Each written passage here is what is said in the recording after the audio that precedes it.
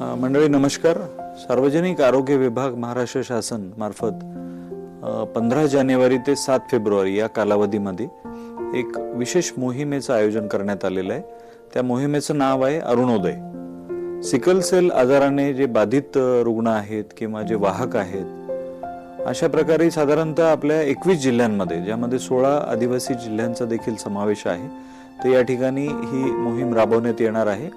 या मोहिमेच्या माध्यमातून ह्या आजाराबद्दल मोठ्या प्रमाणात जनजागृती, त्या ठिकाणी मोफत त्या ठिकाणी तपासणीची सुविधा आणि औषधोपचार त्या ठिकाणी रुग्णांना दिला जाणार आहे. या मोहिमेमध्ये जे सिकल सेल आजाराने बाधित रुग्ण त्या ठिकाणी त्यांचं निदान होईल, त्यांना रेड कार्ड आणि वाहक जे असतील त्यांना येलो कार्ड आणि ज्यांचा रिपोर्ट त्या ठिकाणी टेस्टिंगचा नॉर्मल असेल त्यांना व्हाईट कार्ड त्या ठिकाणी आपण देत असतो.